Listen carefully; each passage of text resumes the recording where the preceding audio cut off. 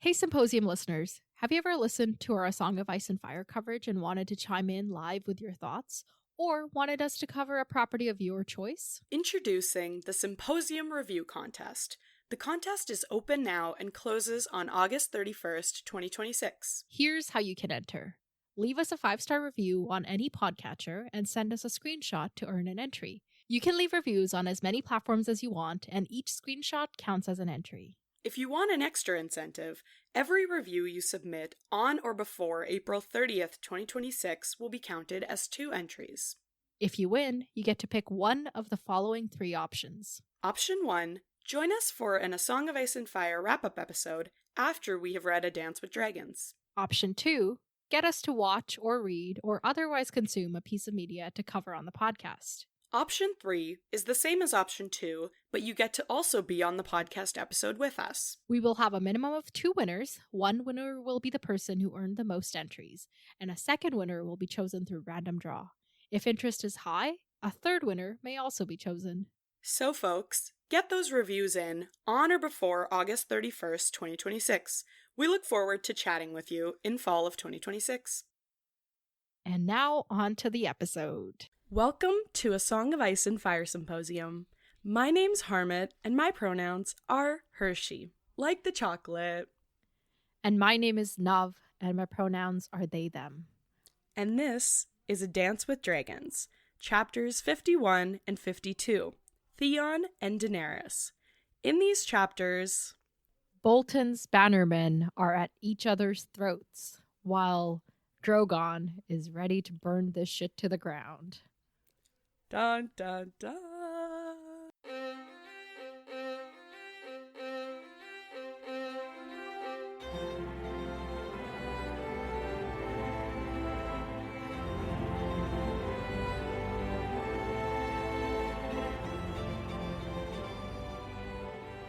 Welcome to the podcast, everybody.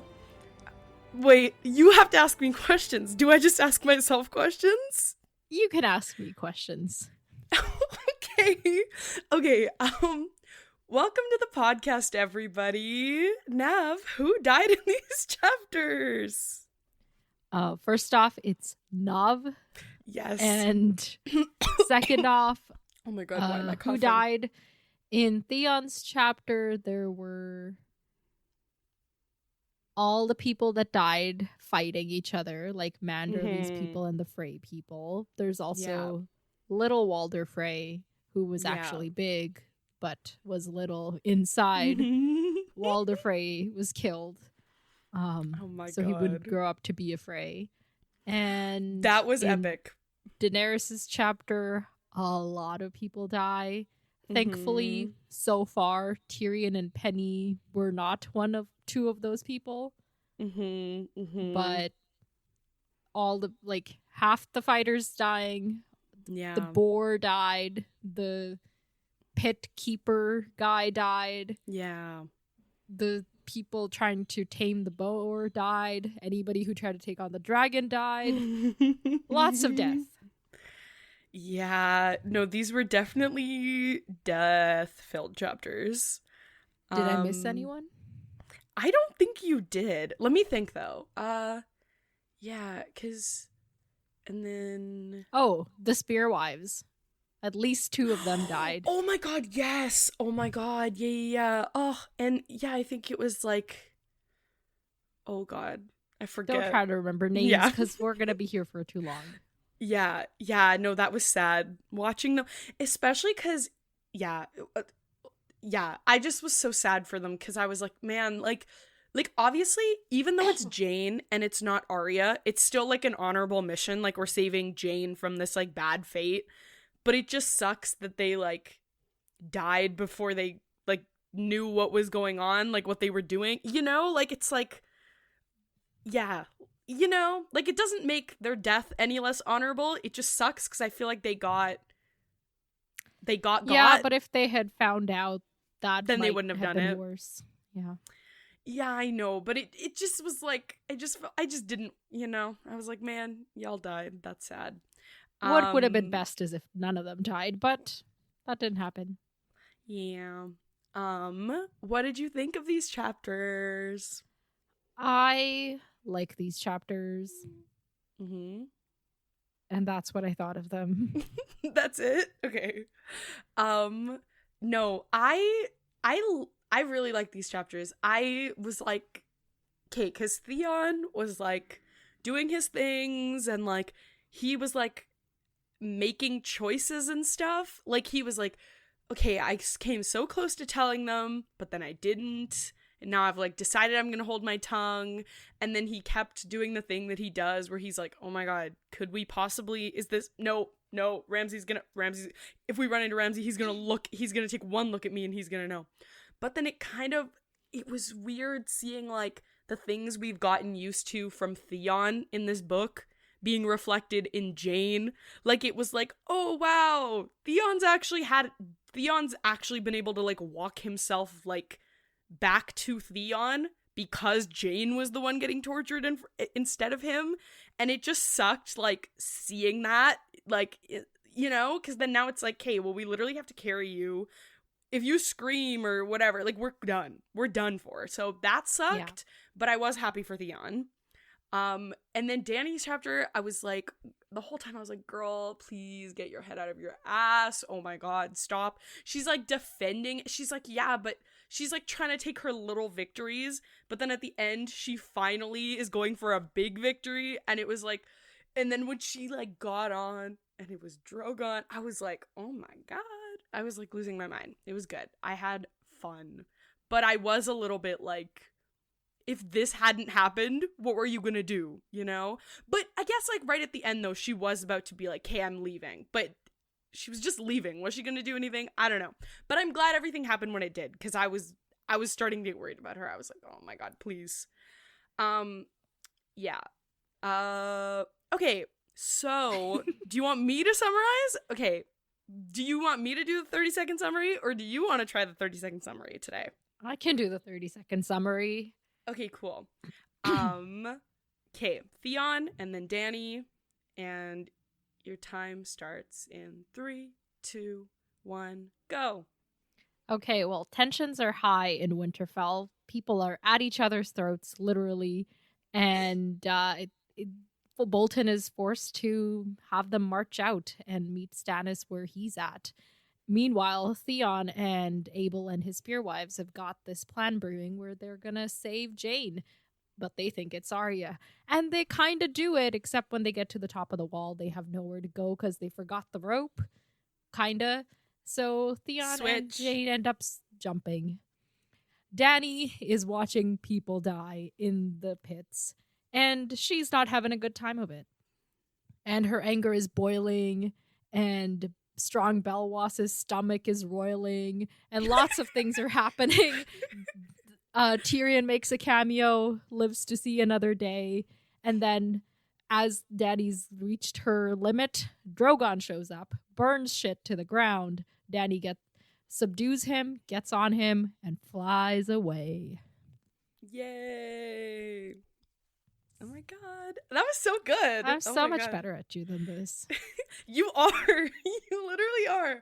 I just can't. I'm like still trying to wrap my brain around what's going on, and then I get lost, and it's because my brain starts, it's like I stop summarizing and then I'm somewhere else in my mind, but I have to be present, but it's not working. Yeah, but okay. The reason I get you to summarize is so that I can see what's stuck in your mind and like, yeah, you know, what weird thing you got wrong. If you like summarize it and you're like, and Daenerys dies at the end, then I can be like, okay, let's work with that and see how we can spin it. Let's walk backwards, queen. Yeah. Yeah, no, good summaries. Good job. You were like 3 seconds over, but I knew you were just about to be done, so I was like, I give you so many seconds over. I know, and that's partly why I was like, you know what, just keep talking, like it's fine, because I was like, oh, you have like one more sentence to go, just go for it, you know. Okay, cool. So let's talk about these chapters. So let's start with Theon. Let me open up my book. I like this. This is a better. You like seeing making you do all the work. Oh my god. Okay. Okay. So it's like the day after the night that we left them. Wow, that's a sentence. It's the... Okay, we left them like in the middle of the night when like Stannis' horns were blaring and we were like, oh my god, Stannis is here. And so now it's the day and everyone has had like a terrible sleep. No one has rested. Everyone's in a bad mood and they're like piling into the hall for breakfast. Because all night like they kept hearing these horns and everything, but the attack never came from Stannis. So yeah, stressful. And then people are like trying to be hopeful. Like this one guy's like, hey, the storm's gonna end today. And Theon, who's actually, you know, experienced Winterfell and has heard all of old Nan's stories about winter, is like, haha, keep dreaming, buddy.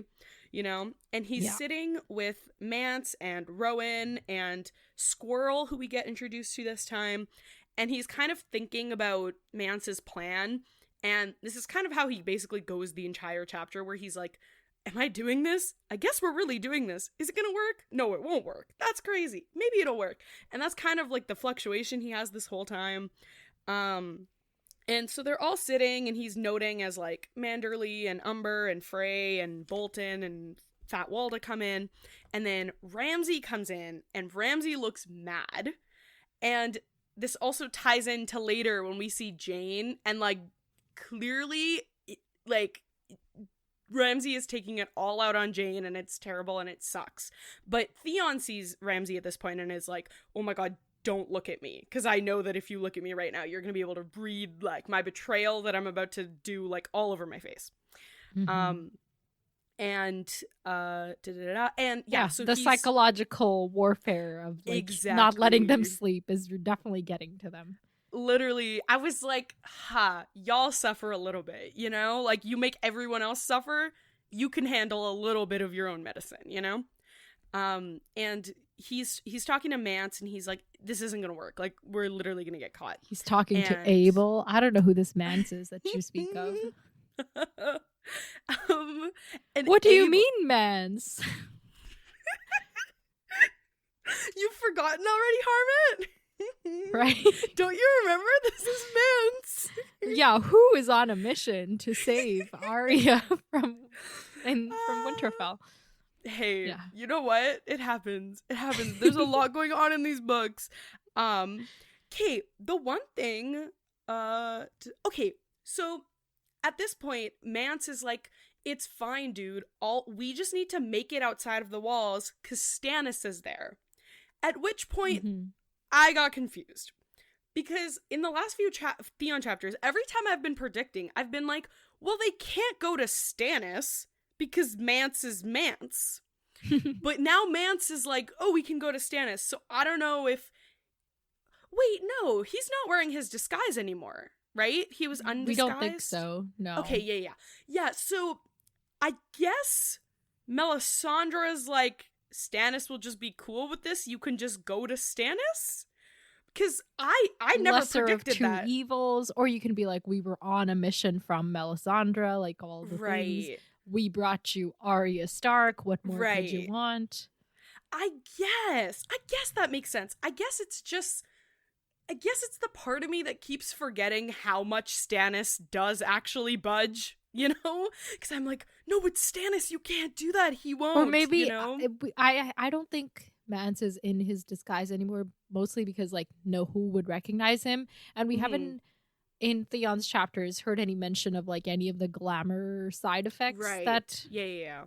So maybe he's got that like ruby bracelet or whatever in his pocket, and that if he puts it back on, he can put the glamour back on. But I don't know. Right. Oh, like by the time we get to Stannis sort of deal?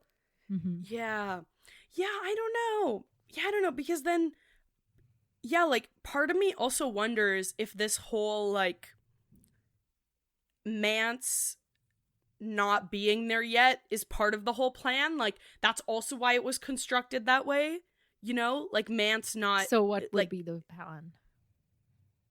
Not that what would be the plan, but, like, they get there first, and then... Stannis can deal with that shock first, and then by the time Mance comes, he's so glad Arya's there. But if he like sees, but then how does Mance get away after his people have already got? Like, the security would be so tight. That I don't know, maybe it's like, yeah, that I don't know. I didn't think that through. But I was just thinking like instead of the 1-2 shock of like Arya, Mance, it would be like, oh my god, like the Spearwives got Arya, and oh, Theon, another great. Now I have 2 Greyjoys. I don't know about that. Yeah. Because then Mance shows up empty-handed and tries to take it like credit for something that has already happened. Right. That wouldn't. Yeah. Yeah. So I guess he did just get caught in the Great Hall, like doing his songs. Yeah. Rip Mance. I do hope he gets away. I hope he's not one of the ones who ends up dying. But yeah, so he said that and I got confused because I was like, wait, you're trying to get to Stannis? Okay. So so we know that that's part of the plan. And then yeah, this is when Theon's having his doubts, and he like out of desperation is like, you swore you wouldn't let me fall into his hands again. Like, I'm on your side, but you need to make sure that I get out of here, you know? Yeah. Like and then and they're Squirrel is the one who reassures him that, yeah, Abel's word, it's strong as oak. Meanwhile, Abel himself just shrugs. So, like, yeah, he's clearly like, we will if we can, but no promises, dude. Yeah, I was a little bit afraid for Theon, but yeah. And then he notes that, like, Ramsay's arguing with, what's his name? Roose. Ramsay's arguing with Roose. Yes, go on, sorry. No problem. But Fat Walda looks really scared, so he's like, okay, clearly this is like an intense thing. Like, I don't know what he's saying or asking for, but... And then, Kate, he points out that, yeah, like, Wyman Manderly's, like, enjoying his sausages, and then Roger Risewell and Harwood Stout, are they, like, friends? I feel like they're always talking. Every time there's a meal, Theon is like, Risewell and Stout were sharing a jape. Yeah, like, are they friends? I don't see why not. Like, they're okay, cool. northern lords, you know, maybe like from the same-ish area. They see each other at all the balls. I don't know. Right. It's like, you know, when you have that one friend, it's like, you know how we used to be like, are you going to go to the meta today? And then it was like, that was our one place seeing each other. But then it's like, that's the only person you talk to when you're there. So I guess they're just catching up. But I just feel like every chapter, it's always like, Stout and Risewell. And I'm like, okay, I get it. Yeah. And then, yeah. And then, like, Theon's still scared. He's like, oh my God. And this is when he, brings up, like, oh, I wanted to tell them that it's actually Jane and it's not Arya. But before that, he's like thinking about if he dies, would he like be in the watery halls of the drowned god, or would he just be wandering Winterfell as a ghost forever? Yeah. But eventually he comes to the conclusion, better dead than reek, so I'm just gonna go for it no matter what. Dead is dead. Yeah. This is interesting because later Daenerys is like, if I died here now, would the Giscari gods take me over? Would the Dothraki horse lords take me? Or will I get to be like with the 7 of the 7 kingdoms? Like, they're both kind of thinking the same thing. Yeah. Oh, that was cute. Yeah. And yeah, he's like, oh my God, if they die, they're gonna die like for Jane, like not even Arya. And he's like, the jape is on you, Abel. You'll die for the wrong girl. And I was like, oh my God. And that's when I remembered, oh yeah, they're not remembered, but I was like, oh wait, yeah, this is actually so stressful because they're gonna die for the wrong person. And when they had brought him to Abel to like get it all planned out, he almost told them, but at the last second he held back because, like, you know, they may not think it worth the while to save her, or like be so angry that they harm her, or some other thing, you know, like they can be like, Theon was gonna help us take Arya, or like announce to the world that this isn't Arya, like all the lots of risk in that. And also I think like selfishly too, it's like, well then there's no motivation to take me or her, you know? So it's like, this is what's best for Jane and what's best for me. Which is also kind of nice, like, at her wedding when she was like, dude, help me. And like, obviously this help is coming very, very late after a lot of damage has been suffered. But I'm glad that it's coming. And then the doors open and Hostine Frey comes in, and he's got his brother's son, Little Walder, in his arms, who is dead. Mm-hmm. And everyone kind of shuts right up. And Theon is like, oh my god, like, you can't have, like, killed a boy, like, what? Like, killed a kid, yeah. And then the washerwomen are like, no, this was not our work. Yeah. Do you believe them? I believe them. I have a theory. I do too, because they don't have a reason to lie to Theon. They've admitted to the other deaths, so. And it is, like, it's a different sort of line. Do you know what I mean? Like, it's a different, like, they weren't killing people just for, like, the fun of the game. They were, like, intentional, like, they were trying to, like, wreak havoc and, like, whatever. Who killed but them? I don't, I think this, okay, I have, like, a wild theory, but I do kind of believe it. I think that this is, like, I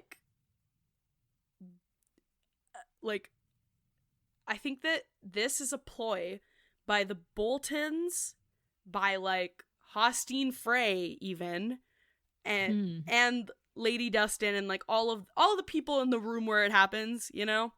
All the people. I think it's a long ploy to justify killing Manderly. Like, when Hostine, like, pulls out his sword, whatever. Like, I think it's, like, to be able to that is write wild. that. I know. I know That's wild. I know that's wild. I also have more, like, rational theories, but I wanted to lead with that one. But I think it's to justify just, like, taking Manderly out, you know? And I know that it's like, okay, but why would we take him out here before we're able to use his forces and all the things? And I get that, but wouldn't it be so fun if, like, because also, you know how the Freys are so, like, turning on each other, and it's, like, his brother's son, and I don't think that he totally cares about Little Walder. Like, I think he would be totally fine with just using Little Walder in this way. So that's kind of, like, my first thought. Especially because, like, in the last chapter where Theon's, like, called to them and they're trying to pin it on someone, like, I don't know. I just feel like maybe in that same conversation they were like, how can we use this to justify doing something that we need done? You know? And especially if it's... Yeah, but you could do that without killing, like, a straight up, like, Frey. Like, you could do a Frey adjacent, or, like, you know, one of the Frey's banner people, or, like, men at arms or whatever. But would that justify... But would that justify killing Manderly? Because I feel like the reason he's able to strike Manderly is that it was such an important is way Frey. out there, and I'm more in the favor of, like, Manderly totally did this, or, like, had this done, because he's ready for shit to, like, blow up in Winterfell. Like, he's taking the opportunity of these horns disrupting their peace and just, like, the rising tensions within the castle. And he knew something like this would push them over, where they would be forced to go out, and now he can go and, like, fight the Freys, and maybe even join Stannis, like, you know, all of those things. And he's got the, you know, total willingness to die. Yeah, he's set been his business straight, so now he can just go do whatever. Yeah.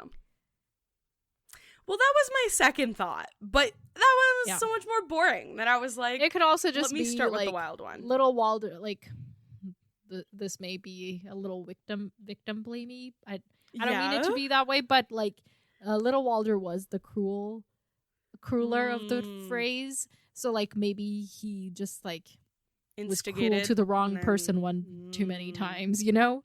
Yeah. No, that's actually, I didn't even think about that, because I feel like it could be just, like, a totally random reason, but it just works towards this grander especially because, like, everybody has been on edge and, like, getting stressed out, so it does make sense. Or maybe that one of the other Northern Lords, because, like, who likes the Freys? Like, come on, like, we all know the Freys be hated. Yeah. So maybe one of the other lords killed him, knowing that likely Manderly would have to take the fall, you know? Right. Yeah, that's interesting. But I was like, Oh my god. Especially because, like, I feel like we've known Little Frey for a while. Or Little Walder. Little Frey is crazy. Little Walder for a while. So I kind of, not that I was, like, sad that he died, but I was a little bit like, oh, he's dead? You know? Yeah, and he was Ramsay's prodigy, so Ramsay's very yes. shook. Yeah, totally. And there's this quote here when, like, after Theon is, like, talking to the washerwoman, and then it says, like, for once Roose Bolton's voice was loud enough to carry that it's like even he's shook. I was like, oh my god, go off. And he's like, where was the body found? And Big Walder's like, it was under the ruined keep with the old gargoyles. And we were here, wait. Right? Say that again? We were there, right? With Theon, like we passed that at one point. Not there, but yeah, but I think that's the keep that Bran fell from. So my wild theory is that somehow, like, Bran and Ravens did it. Wow. Wouldn't that be so amazing? Ugh. That is like I admit that is not a likely theory, but I was like, oh, it's that, old broken tower. Maybe they, like, somehow got him to climb up and had him fall from it. Hey, people, there have been other people that were just pushed. Who knows? Yeah. Yeah. And Big Walder, who had, like, the latest intel, is that Little Walder was on his way to collect, like, a gambling debt from very likely one of the White Harbor people. So once again, pinning the blame on Manderly. Yeah. And Hostine brings that up, and he's like, do you deny it? Do you deny killing this? And oh my god, Manderly's like, I confess that he wipes his face. I confess that I know little of this boy. Though this was probably a best blessing. Had he lived, he would have grown up to be a Frey. Which is like the best line in this. Yes. This is the best line in the chapter. Yeah. After he said that, I was like, oh, Manderly, you're messy. Like, you're probably part of this. But I also just love the idea of, like, Manderly just chilling and, like, because you know how he murdered, like, the other two Freys? I love the idea of, like, him doing his thing. Like, I love the idea of him killing the other two Freys, serving the pies, and then just sitting back and watching everyone else turn on his enemies. So I think that's why I'm not that I'm, like, unwilling to believe that Manderly's doing all this thing. It's just fun to imagine, like, he starts it off and then the fire burns by itself, or other people add to the fire, you know? So I just have fun thinking of it that way. But no, that was, like, the best quote from this chapter. I was like, burn, Manderly. And then Hostine at that point pulls out his longsword and, like, shoves it into Manderly's chin. And Manderly multiple chins. It goes through three of his four chins. Like, yet another reason to be fat and happy in this world, you know? Like, real. He got so many layers. It's like literal armor, even at the dining table. Real. Oh my god. And Bolton is, like, shouting because then, like, Manderly's men are coming forward and Frey's men are pulling out their sword. Like, it just erupts, and Bolton has to come in and be like, oh my god, like, you all need to stop. Like, 8 people die and, like, a dozen are wounded. It's just wild. Yeah. I was like, oh my god, it Bolton's takes like, nothing. Okay, enough of this. If you're so eager to fight, let's fight Stannis. And his intelligence is that Stannis's host lies 3 days' ride from here, snowbound and starving. So that sounds more along the lines of where we last heard of him, left him. Yeah. So if that's where Stannis still is, then what's with these horns and drums? I think I feel the same way. Oh yeah, you had the the Hornfoot men are here. Not the Hornfoot. Sorry, those are the free folk. The clans people are here. Yeah, like they were sent on ahead to, like, do what they could while, you know. How will they fare when all these people ride out the doors? Like, will they get away? Will they be okay? Yeah, Will they just sneak around, like, around in the snow and then return once again? do a little loop-de-loop. I feel like maybe I do think that, like, they're smart enough to have sort of seen this coming, especially because they've been doing this for a while. Like, they have been trying to rile them up, but I think they're probably also ready for this, like, a little bit, you know? So maybe it's, like, there's, like, loss on both sides, but it's not, like, a wipeout or, like, I don't see it being, like, a wipeout or anything. Like, I feel like, yeah, you know? They'll especially be okay. because Okay. Yeah. So Stannis is still 3 days away. Like, that is what you believe? Okay. Yeah, because he's got his intel, which I'm assuming is probably from the Karstart guy or something, right? Like, maybe that's where Arnolf was gonna catch up with them or something. Yeah, maybe, like, Stannis sent him a letter being like, I'm here, come join me. And, you know, Stannis still doesn't know about the betrayal and everything.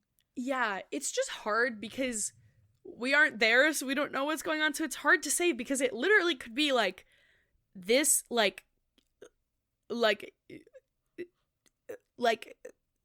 hold on, wait.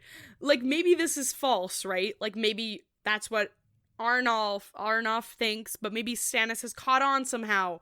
Or, like, something has happened where, like, maybe Stannis is there. Maybe Stannis is right outside the doors, and, like, Bolton's intel is false. Like, I just don't know what's going on. Like, I feel like it could, but then also I feel like it's more likely, though, that it is, like, the clansmen went on ahead, and, like, they're ready to go, and, like, Stannis' people are still struggling, because last time we saw them, like, there was kind of, like, very little hope of them getting out of there, or it was, like, some of us might make it, but, like, not everybody is making it, so it does make more sense to me that they, like, they're, like, doing what they can to make sure, like, rather than, like, splitting up and trying to get there, it's, like, they're still trying to stay as a unit, even if it means more, like, more people being lost day by day, like, being stuck out there. Right. Because then it's better overall still, like, for dying them to together. remain, like, a fighting... No, like, more like they stay a fighting unit, you know? But, yeah, they die romantically out in the snow. Yeah, so I think... Yeah, I don't know. It's hard. I'm like, I'd love for them to all have made it here right already, and we're just, like, waiting to open the doors, and for not our people, for the people at Winterfell right now to get, like, massacred when they open the doors. But I feel like this intel's probably pretty accurate, you know? Okay. Yeah, so basically, Bolton's like, oh, Hostine, since you're so eager, you're gonna be the first one out. And after that, it's gonna be Manderly and his people. So go in, all of you. Interestingly, he doesn't offer up any of his own troops to go forth and ride. Yeah, I mean, I think he's gotta know their intentions are gonna be split. Like, sure, they want to fight Stannis, but I feel like they're also going to take every opportunity to fight each other. So I think it also makes sense to not send your own men in there. And also, it makes sense to not send your own men until you know kind of what's going on. You know, like, why not use them as the lambs? Oh, yeah, totally. But, like, nobody calls him out on it or anything. Yeah, and he totally acknowledges, he's like, there'll be time enough for us to fight each other once we're done with Stannis. So. Exactly. He doesn't even try to pretend. Yeah, totally. Yeah. And this is when the Spearwives turn to Theon and they're like, oh, he's sending them out. This is our chance. Mm-hmm. And we have to reach Stannis before they reach him. So let's get going. And Theon's like, but Abel's occupied, because Bolton gets him to sing, like, a calming song. Yeah. Oh my god. But their reply is like, Abel can fend for himself. Let's go. And then Theon gets escorted out by Rowan, and he has been escorted everywhere since. Since the day at since the Godswood moment. Yeah. Because they don't trust him. I'm also having trouble figuring out if that was just last night or if that was a few nights ago. Right. Yeah, because I think it was just last night. But I think he just is like, since last night, they have not let me out of their sight. Mm-hmm. Yeah. And like they've been plotting, so they haven't been sleeping. So I think it feels like longer than it actually was. Yeah. Yeah, And but I they will go to the say gods. when they were like, "Oh, we got to do the bath now. Find your sisters." I was like, "Are they going to do like a body switch?" And then they did do a body switch. So I was like, "Okay, slay." Yeah.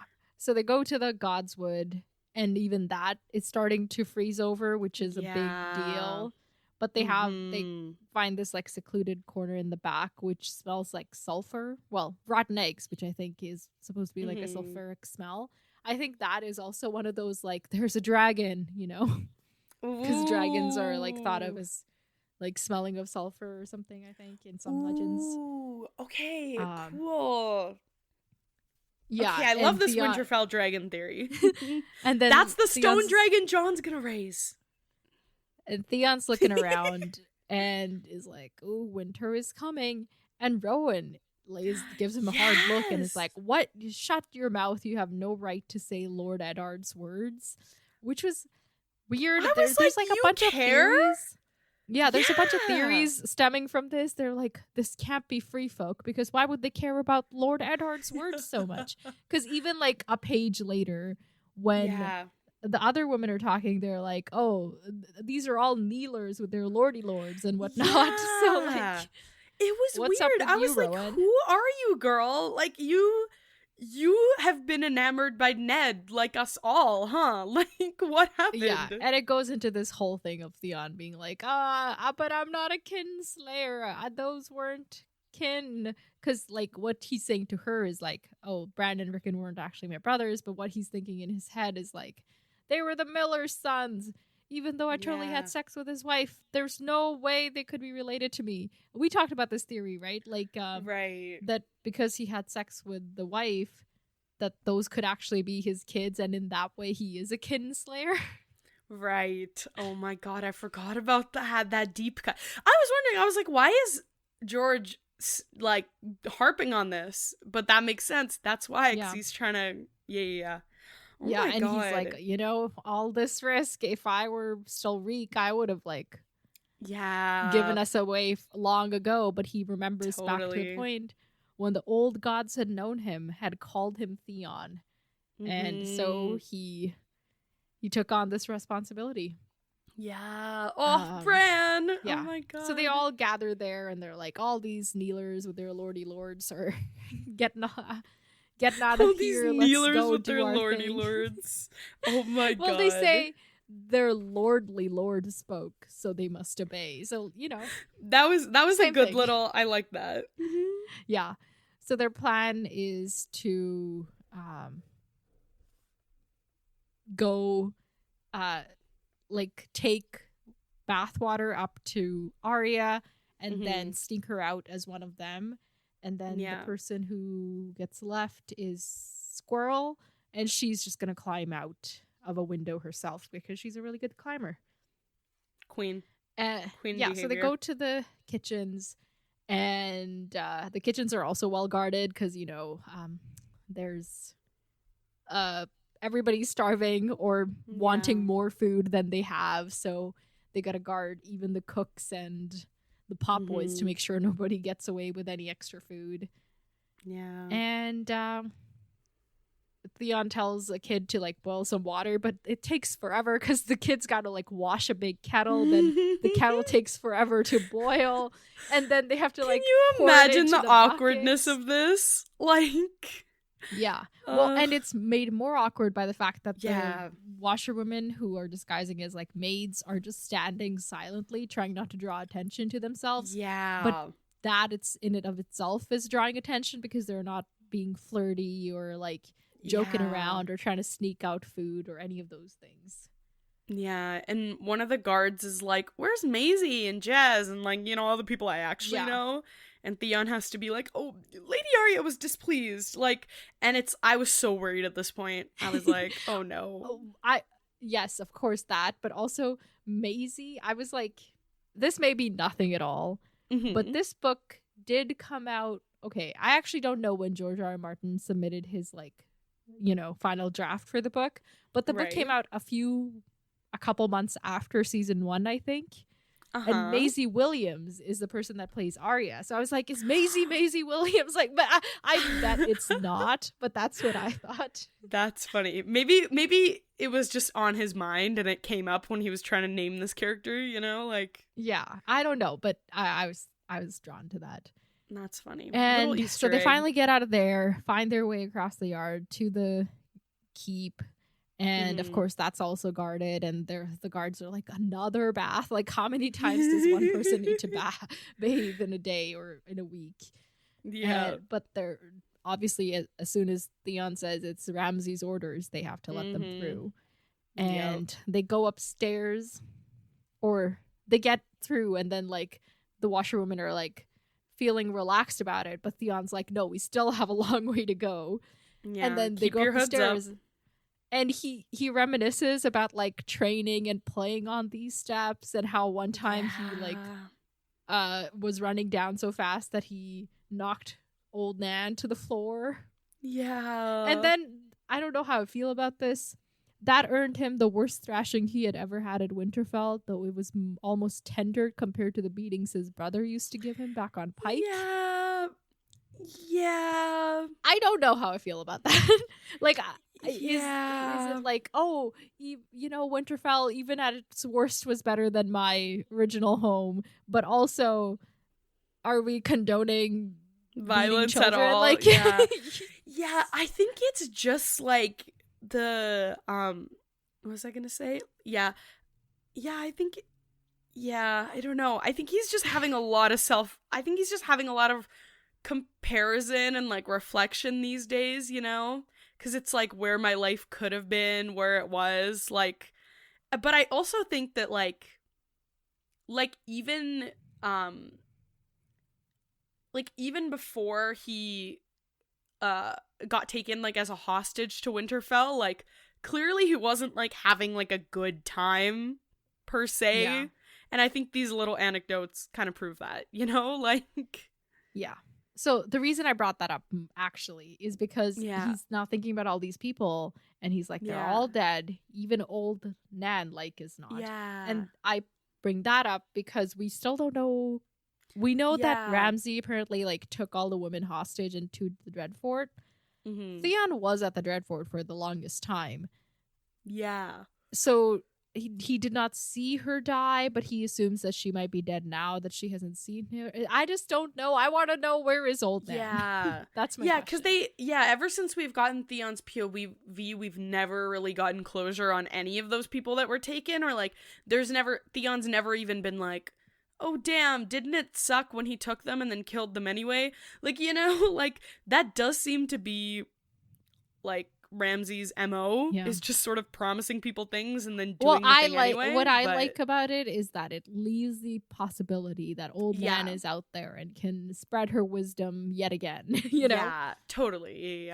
Yeah, it would be nice to clear that up, because I'm like, stop giving me this false hope, George R. R. Martin, you know?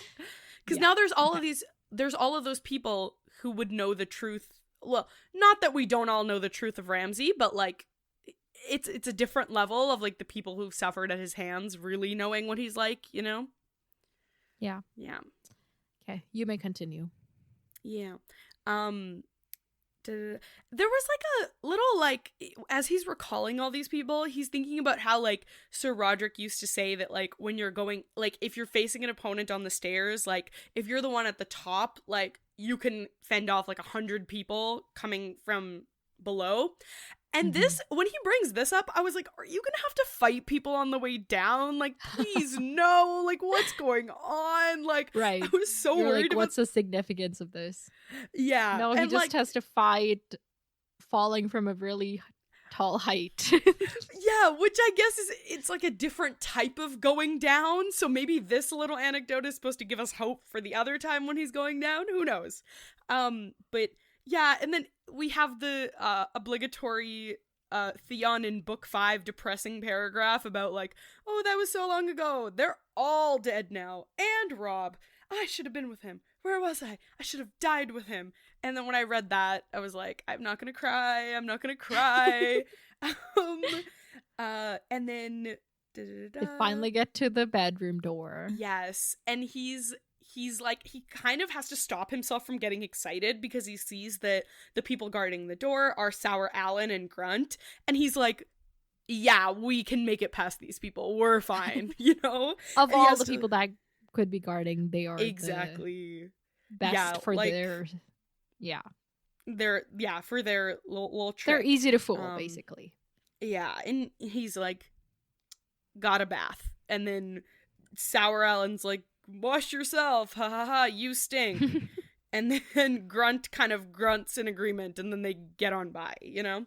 And then they get in, and it's like dark, and there's barely a fire, barely a candle, and Jane is nowhere to be seen, and we're like, did she escape? What happened? And Theon's like, did she throw herself out the window? And then he mentions that the windows are like shuttered against the storm and sealed up by crusts of blown snow and frost. And this made me concerned because Squirrel has to go out one of these windows. How is she gonna get out? Yeah. Oh my god, yeah, because then if she can't get out, that's 3 out of 6 washerwoman done. Like, at least, you know?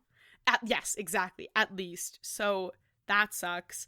Yeah, like, yeah. Rip, please be okay, but I don't have a lot of hope for you. And then he sees her only because she's like shaking, and she's shaking curled up in a ball, like underneath these blankets in the darkest corner. Like, she is terrified, and like she does not want to face them. And she probably thinks it's Ramsay like coming, you know? And they have to like, and she kind of trying like to coax her out to go, and she's like, no, this is a trick. I will not fall for it. I'll do whatever Ramsay says.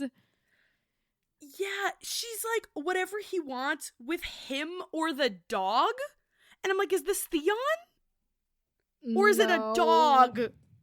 I think it might be a dog. Are you kidding me? I was trying to be like, oh, she's referring to Theon, because you know how Theon, like, had to, you know? No, that's so you were bad. hopeful. You were hopeful. You wanted... I wanted it to be the slightly less inhumane thing, you know? Okay. Yeah, and she's like, he doesn't need to cut my feet off. I won't try to run away. I'll give him sons.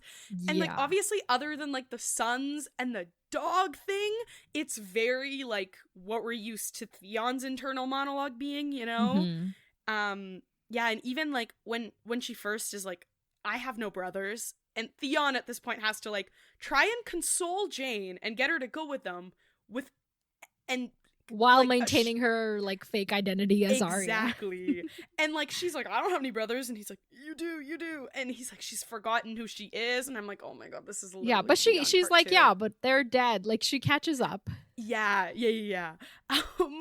And you have to remember your name, and she's like, my name, oh yeah, and then she's about to say it, and he's like, let's talk about that later. First, let's get out. Exactly. And they're like worried because she's like crying, right? So they're like, Theon literally has to be like, hey, I need you to not cry. I need you to not look at anybody. You can't run. You have to follow. Like, you can't, just keep your hood up, and you have to trust me. Like, I know who you are, and I'm like, I got you, but you need to just do this, you know? Yeah. And so they get her dressed in Squirrel's clothes, and Squirrel like gets dressed in Ramsay's clothes that she finds. Yeah. Which will make it easier for her to like, you know, get out and maneuver just out the window and everything, because pants are probably a little bit more practical than a skirt in that case. Yeah. And so they finally get ready to leave the room, and he reassures Jane that he'll be right beside her, and they go out, and one of the guards like starts grabbing at one of the girls, but thankfully, as Theon thinks to himself, that it's not Jane, because she would have totally screamed if she got grabbed at. But they were able to get by fairly easily. Yeah. And as they're leaving the keep, Theon like almost feels sad for all these guards, because they're gonna have to deal with Ramsay finding out that they let his bride get away or whatever. Yeah, exactly. And they're out into the yard, and like 10 yards away, the castle like completely fades, and they can drop their buckets, drop the facade, like be on their way. Yeah, literally. And they come to like this cross section where Frenya and Holly go with Theon and Jane to get out, and they're going out by and Rowan and the other Myrtle and Willow, they are going to get Abel. So Theon leads them to the battlement's gate, and he's like thinking to himself, this is only a gate to the outer wall, but at least it's something. We'll see what happens on the other side. And even if the guards let us through in the first place, because they let him through because they're used to him, but like with all these people.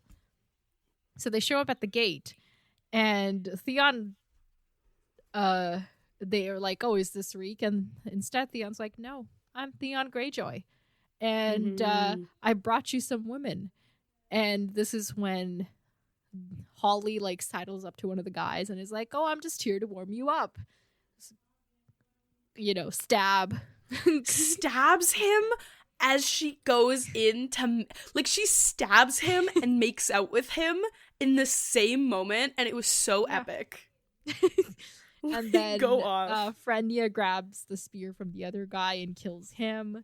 But seeing all this bloodshed makes Jane scream, which brings everybody else down around them. So they have to run through the door, and thankfully the drawbridge is still down, so they can run across to the other wall. And then, as the book says, alarms sound. Alarms? I was like, what? Like, this is old-fashioned word for alarms, but it's just alarms. I was like, reading actually, alarms like, was alarming. Like, ugh. Yeah, and then they like so get to the bottom of the other wall, but now they have to climb, and it's all these slippery steps, and Theon's got Jane, like, he's carrying her. She's like got into like, she's no longer like moving around or making noise anymore, but even so, like, he has to carry her up these slippery steps, and at one point he loses his footing and then like slams his knee down. And he's like, this is gonna be the end of me. But is it Holly? Right, yeah, Holly like gets him up, and they finally get Jane up to the top of the wall.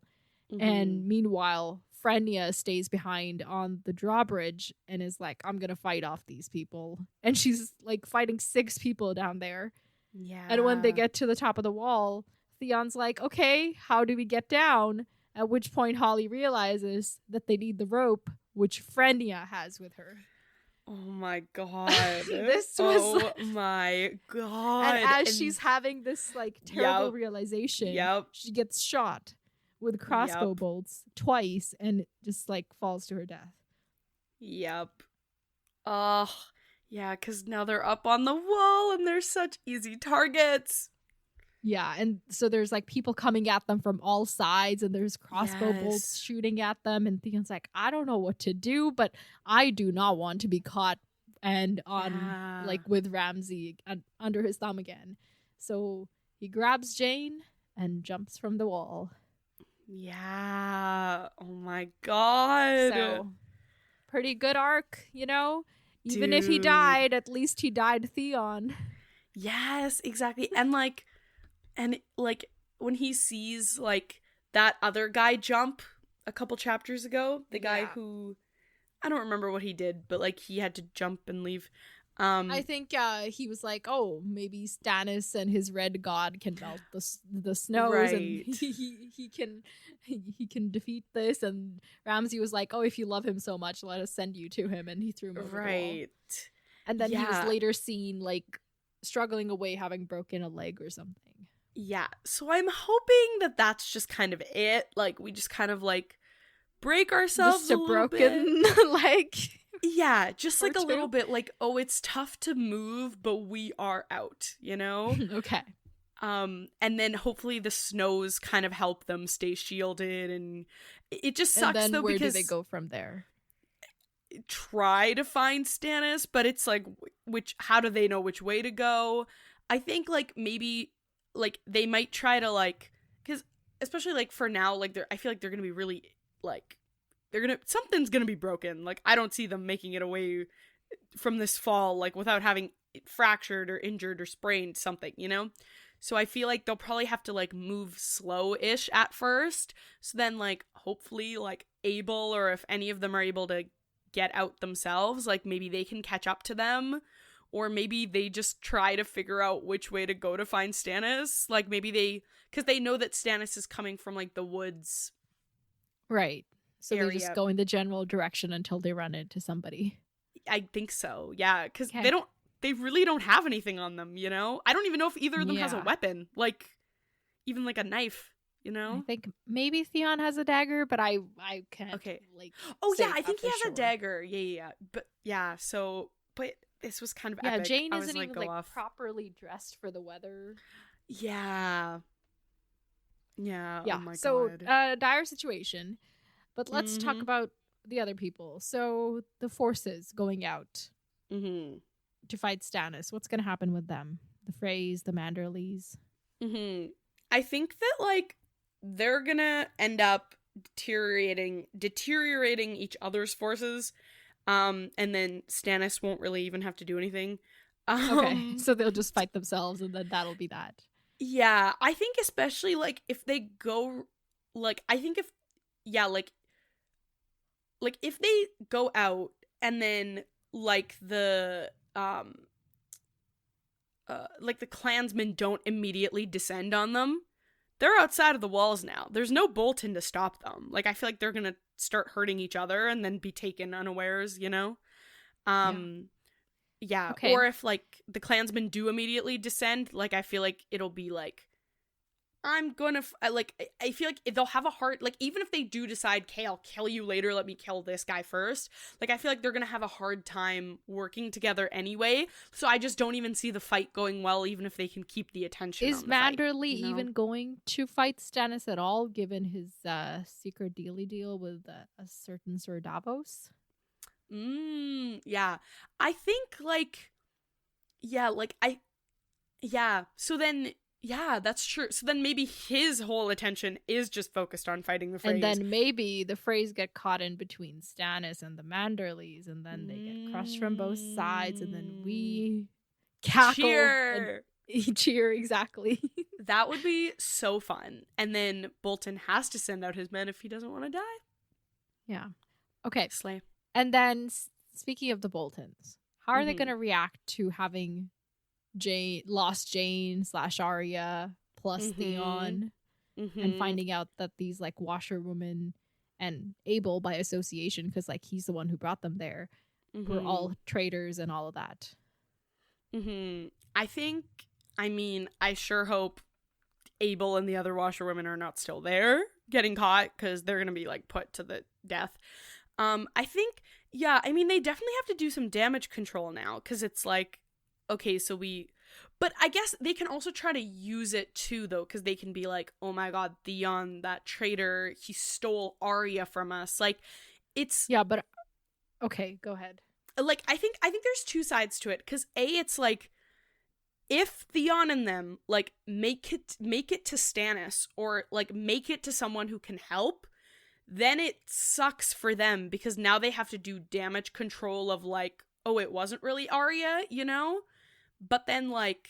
So Ramsay's not, for example, say, like, gonna force the army to turn the other direction to now look for Theon and Jane instead of, going after Stannis or anything like that.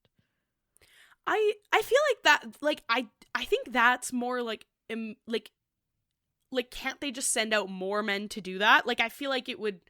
Or maybe I'm giving him too much credit, because wait, it literally is I guess Ramsay. Like they still do have the Bolton people within the castle. Yeah, so. that's more what I was thinking, especially because that's more of like a like obviously everyone cares about Arya because Northern, but like I assumed that would be more of a personal vendetta. Also, if people suspect that it's not actually Arya, and with all of this like conflict happening in the castle, I think it's better for the Boltons if they send actual Bolton men, like Dreadford men, to go do it, just because you just don't know who to trust anymore. So they will be doing that?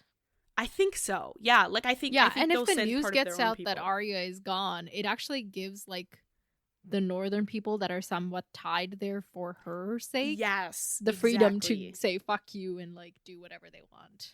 Exactly. Yeah. I think they. So will they let the news get out, or will they keep it under wraps, or like?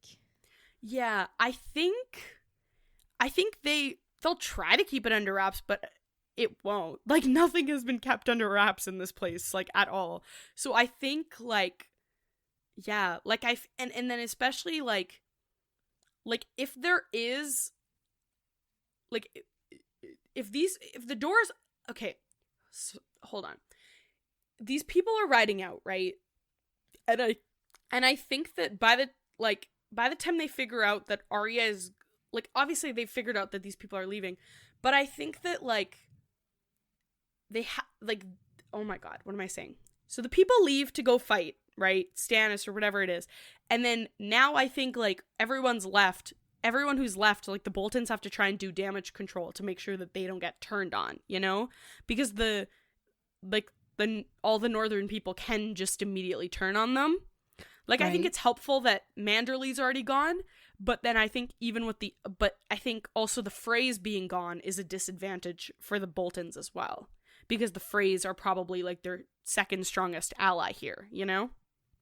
Well, strongest ally, I would say, period. Yeah. Like, wait, why did I say second? I was thinking of the Boltons as their own ally. That's why I said second strongest. Yeah, so I think, yeah, like, I just feel like no matter how you slice it, the Boltons are screwed, hopefully. Okay. All right, let's move on. We're going too slow. I'm going to speed it up. So, Daenerys. She wakes up and it's a hot, hot day. She's bathing and she's like, I wish I could just hang out in this pool all day, but I can't because I have to go watch people die. And she's getting ready. And as she's getting ready, she gets a message that, like, the king bids you to join him when you're ready. Okay. And also Quentin wants to talk to you. And she's like, some other day, perhaps. And me, knowing this chapter, I was like, oh, what other day? Like, will there be another day? Will there be Maybe another they had, day? like, really crucial information. Like, just hear them out. How much does it take? Yeah, but she gets dressed. She meets everybody, like, you know, down at the bottom of the pyramid. And Barristan isn't happy that she's only being guarded by brazen beasts because he feels like some of their loyalties may be uncertain, because who really knows who they are? And they've been taken over by that new guy now. So, like, there's been a lot of upheaval there, and he wants Unsullied there, but she's like, if I don't trust the brazen beasts, why would the Myrmidons? So she totally ignores him, as she does to all good advice sometimes. Yeah. She literally is just like, yeah, but if I don't trust them, how will they... Like, it's just like, girl, not right now. You don't need to do this right now. Like, right now, your life is literally in danger. Like yeah. You've let all of your enemies sit right beside you right now. Like, if there's any time to be guarded, you know? Yeah. And he also tells her that he followed her orders about setting Maris free, and that before she left, she told him that, like, the Tattered Prince really wanted to be on your side all along. It's just these Dornish fucked up our plan to come to you first. And he'll be on your side for the low price of a very meager old Pentos. And Daenerys, of course. Meager old Pentos. Daenerys is like, Pentos, you mean the place where my BFF Illyrio hangs out? I'm not going to repay him for all the things he did for me by selling his city to some sellsword. And Barristan seems to agree. Now, my question is, if she finds out that Illyrio's been backing, like, Aegon, a competitor against her, how will she feel about that?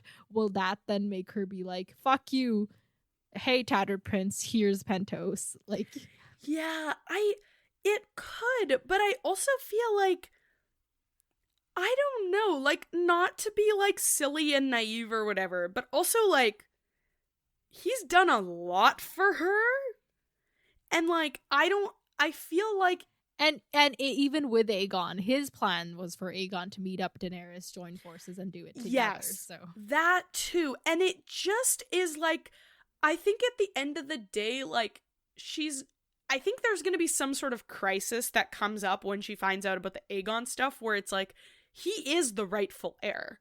So I don't think she's going to be like, Illyrio betrayed me, because it's kind of like the same reasons he supported you. Like, the same honorable reasons he supported you would be the same honorable reasons to support, like, your nephew. And I also think that, like, just, what authority do you have to sell Pentos? And B, and I just don't think that, like, it would, work. I just don't think that would work. And, like, I also think that, like the tattered prince just isn't worth giving a whole city to. Like, if that makes sense. Like, I think, right. I don't think that somebody who hasn't even proven themselves to you yet, and, like, how much could he really help? He has one sellsword company. Do you know what I mean? Like, I just feel like he's not the be-all, end-all, and this is way too big of a gift. Yeah. Well, yeah, so she isn't gonna do it, and Barristan is agreeing with that position. Your grace is wise. Yeah. So then she and Hizdahr get up on their chariot or whatever they're riding, and Hizdahr is so annoying in this chapter. Like, he's so like, God, what an auspicious day. Isn't this wonderful? And he's like spinning every tiny thing into, like, at least it's not this, at least it's, see, this is exactly what you wanted, because it's not the worst possible case scenario. And it just is so annoying. Ugh. It is. Yeah, because as they're, like, making their way through, there's like a block in the road, and that's because some poor palanquin bearer has, like, collapsed from heat and exhaustion. And Daenerys is like, oh my God, when I came, these same people, they were enslaved and having to do this, and now they're free, but so they have to do this. The palanquin is no lighter. And his star's like, well, thing. Yeah, but at least this time he's paid for bearing the weight, and also, look, we're giving him water instead of whipping him for falling behind. How generous of us. Yeah. And she's like, okay, I guess I have to be grateful for the small victories. And he's like, yeah, man, one step at a time, and we make a new marine. And she's like, one step, then the next. But where is it I'm going? And I'm like, yes, Daenerys, exactly. Like, listen to the inner voice, not this... not your stupid husband. Like, come on. Meanwhile, Barristan is super nervous about them, like, having stopped, because he's like, this could be a trap. Wow. He's the only one being careful right now. Sorry? Do you think his fears are valid? I think his fears are like, I don't think he's like, this could be like a trap of the Sons of the Harpy, and Hizdahr is, of course, like, there is no Harpy. They love me. Yeah, I mean, totally valid. I think, like I said, you have let your enemies into the city. Your enemies are still, like, holding a gun to your head. The more careful, the better, you know? Like, he's right. Although it seems like this specific moment was not a trap, but this is definitely something where she should take more precaution, you know? Yeah. So then they get to the big pit. They're just called pits, right? Like, there's no other... Yeah, the fighting pit. It has a name. She calls it a great brick bowl. Daznak's pit. Yeah. She calls it a great brick bowl, at Colosseum, one point. Gladiators kind of thing. Yeah, so they enter from the top, and they descend. All the seating is, like, rainbow colored, which was cool. But they get to so they're sitting at the very bottom, which is the closest to the pits.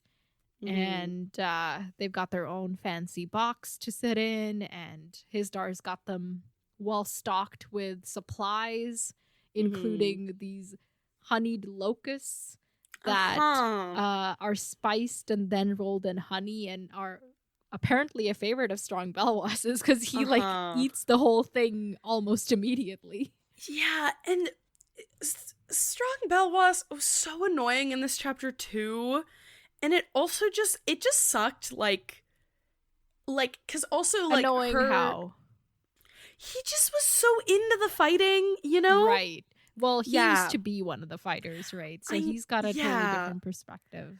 I know, but I just was like, man, because I think he wasn't necessarily the problem. Like, it was like, we had Hisdar beside us, who's like cozying up to all the Yunkish, and he keeps like trying to control Dany's behavior and be like, they're looking to you, you have to, they want this, you can't stop them, you know? There's all that going on. And then Belwas is on the other side being like, yes, so slay. And then we have freaking and then like her handmaidens are like, not the handmaidens, like her handmaidens. They're handmaidens, yeah. Yeah. Her handmaidens are like, they're like, oh yeah, I think this guy's gonna win. I think this guy's gonna win. And I was just like, oh my god, y'all, like, we need to stop getting lost in the spectacle of everything. Yeah, the company culture is not cohesive. Yes, and also like Dany seems to be the only one getting angry. And then also there's this like narrative that like Hisdar especially, but also generally seems to be accepted, where it's like, yeah, but they're dying for glory, and it's like, and it just is too much for me. It's just too much for me, and I don't love it. Well, it was too much for Dany too, so we're getting there. And then of course the seating is still very segregated. The rich people sit close to the stage, and then the only consolation I had for that is that when Drogo attacks, it's like mostly the people that are nearby that get grilled. Yeah, no, that was nice. So the freed folk and the common people at the top are running a little away, bit more protected. Exactly. Yeah, so totally. Yeah, that's what you get. Slavers. Yeah. Anyway, yeah. Everybody, they're cheering them on, and they're all like calling her Misa and mother and all of that. And she's like, I'm not your mother. I'm the mother of the people you enslave, you fuckers. Like, and I was mad too. Like, how dare you like co-opt this term that had such like significance to. Yeah, like it's not just a slogan. It meant something, but now it is just a slogan, you know? Yeah. So yet another thing to be mad about. And then the first fight is between Kraz and a black man that goes unnamed and dies as the first death. Like, why does the black guy have to die as the first? Just all the things. I hate it. Like, he doesn't get a name. He does. What about the glory he was supposed to earn through this supposed, whatever thing? Was this also the thing where like all the like or like a lot of the well-known fighters were just gonna get people who were just kind of like were gonna die, but that was just kind of the point? Was that a thing? I don't know. Am I thinking of something else? Because wasn't there a point where she was like, maybe the Green Grace was talking about how like some of the matches are supposed to be super uneven, and the point is just like dominating. I don't know what I'm remembering exactly, but there's something coming back to me. I could also be confusing it with something else. I've been reading a lot of things recently. Yeah, I don't remember that. I'm not saying that that is like not a thing, but I don't remember it. Yeah, I think the crowds have their favorites, so they're like, oh, we know this guy's gonna win because he's our favorite. But it's also supposed to be technically the point that like anybody can, gain glory by fighting and winning. Yeah. So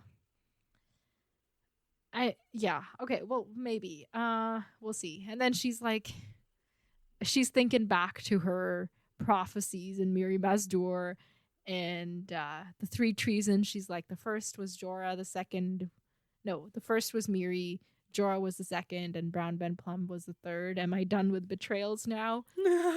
So that's her assessment of the three betrayals. I'm not sure that all of them count. Like, it was one for blood, which I do think was probably Miri Mazdur. And then it was one for love and one for gold. I don't think Jorah or Brown Ben Plum quite fit either of those. Yeah, because Ben didn't get gold out of it, Daenerys, and Jorah didn't. Yeah. Sorry? So I was going to say, sorry, Daenerys, you have betrayals yet to endure. Yeah. Yeah, literally. Yeah, I think it's... Yeah, those are different. And, okay, I could totally be misremembering, so let me know. But, like, Jorah was betraying her and then stopped betraying her, right? But once she found out that he had done it in the past, that's when she was mad. And he kept doing it for longer than she thought. Like, he sold her secrets in Karth, which was, like, end of book 2. Like... Right. Okay, that was like yesterday you were spying on me, you know? Right. Okay. Yeah. Okay, so then it's it's like a bunch, like so many people. Eventually it's this one little kid who seems promising. But he dies anyway. Yeah. And Daenerys is like, he was only a little boy. And his daughter's like, oh no, he was 16, a man grown who freely chose to risk his life for gold and glory. As you said, no children die today. And she's like, I guess that's a victory too. I can't, like, I know we've said this, but I just feel the need to read it. It's like, you can't call it freely choosing when it's the only, like, viable path you're offering them. Yeah.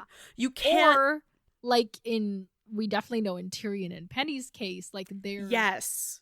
Enslaved and have no choice. Like... Exactly. It's so, like, how can you say they freely chose this? Yeah. You're taking, like, specific cases, and like, that's the thing, even with the example of, like, he's like, oh well, at least the guy who, like, collapsed from holding the palanquin, like he's not getting beaten now, and it's like, well, you can't speak for every single owner, you know what I mean? Like, you're taking the few examples in front of you where it's like, see, it's not the worst it could be, and you're just, like, applying that logic everywhere as though that's what it is. Like, even what you're claiming isn't enough, but what you're claiming isn't even true, you know? Like, yeah, it just is. Yeah, she's like, okay, small victories, but it's like, A, not enough. B, it's not even a victory because it's not even true, Danny. Like, yeah. And then they have animals fight each other, which also abhorrent. The consolation Daenerys is offered here is that any animals that die are used to feed the hungry, which, yay, so good. Yeah, but also there's like any man who presents himself at the gates of fate may have a bowl, but then I'm also thinking, you give them the bowl. Like, I don't trust y'all to, like, not then, like, enslave those people who come forward to, or, like, do something, like, you know what I mean? Like, I just don't really trust what goes on after the person eats their bowl. Yeah, well, technically in Marine, they're not allowed to be enslaved. But now, like... Yeah, no, I agree. Like, I don't trust any bowl that comes from slavers, you know? That too. Like, are you just killing? But I just, especially because, like, I don't know.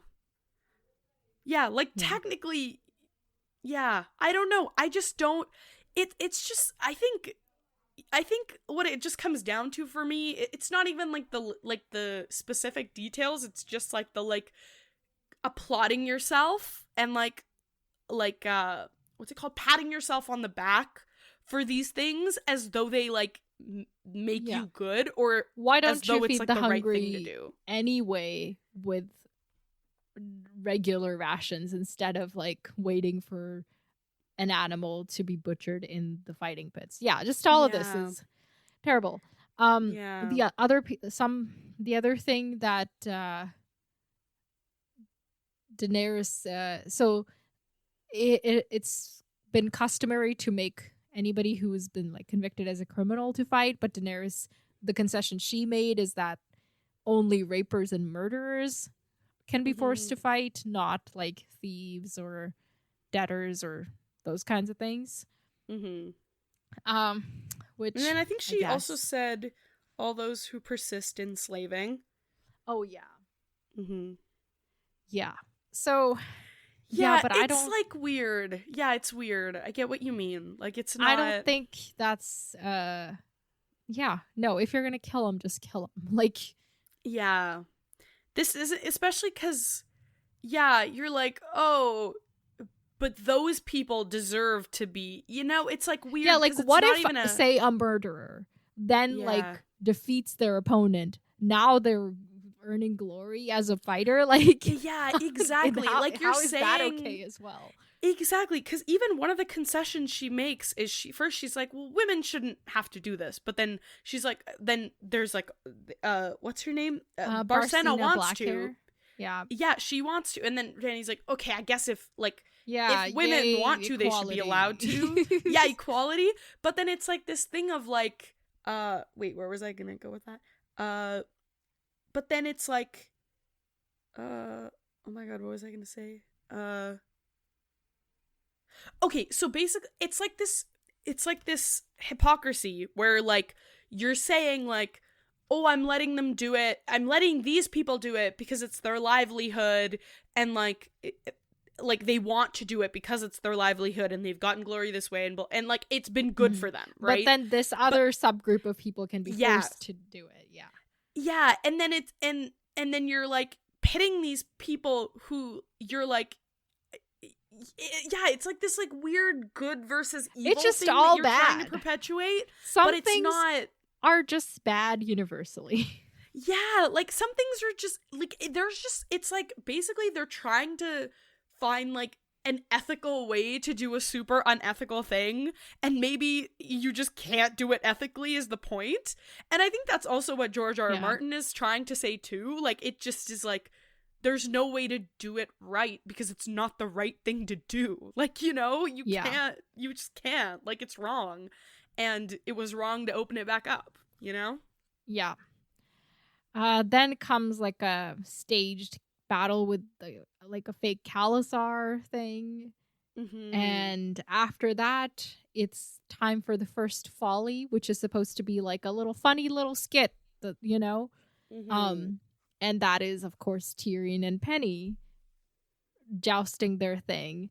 And as they're running around doing that, Histar's like, just wait. It's going to get so much better when we release the lions. They're going to be so surprised and they're not going to know what to do with themselves. Dude. And Daenerys is like, what the fuck are you talking about? That can't happen.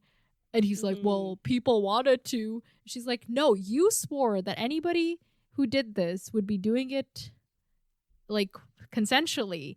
And clearly these dwarfs did not consent to fight lions with wooden swords. So you will stop it now. And this motherfucker has the gall to look angry. I wanted her to burn him right then and there. Just like this whole, and it starts off as like, you don't want to disappoint your people, like it just is like, oh my god, like you're not, everything. I'm done talking because I feel like I'm saying the same thing again and again, so I'm done talking about this specific thing. I keep saying the same things. Until you have a new thing to add, stay silent. Exactly. Or sorry, I have one more thing to add. I don't know what I was remembering about Belwas. As you're like going back, he didn't say anything egregious. I think I was just generally, so I take back my comments about Belwas. I think I was just mad at everything else. He does every time fighting girls is not so brave. Fighting strong Belwas would be brave. Which is annoying, but it's not like it's enough for me just to like ignorant old Belwas. Exactly. Like it's not enough for the rage I felt. I think I accidentally what's it called? Transposed or projected it onto him as well, just because he was one of the people who was talking all the time. So then in my mind I just remembered him being annoying. So I do take back my comments about him. Everything else I stand by. Did you notice anything else about Belwas? What did I notice about Belwas? In this chapter in general, overall? I don't think so, no. Okay. All right. Well, so she puts her foot down. He tells them to not release the lions, and Tyrion and Penny are led away. So far, so safe, seemingly. Like, who knows what happened when the dragon descended? Who knows what happened when they got to the other side? Like, not Dany saving their life. Like, oh my god. Your theory was that Jorah was going to be part of this deal, and she was going to see him, and that was going to, things were going to happen. Jorah, nowhere to be seen. So yeah, because wasn't the whole reason we saved Jorah so he could be part of the act? So I just assumed there would be some follow-up there. So maybe they saw the act with him and decided it just wasn't as funny or whatever. I don't think the reason Tyrion saved Jorah was so that he could be part of the act. Not the reason, but that was the justification he gave. Yeah.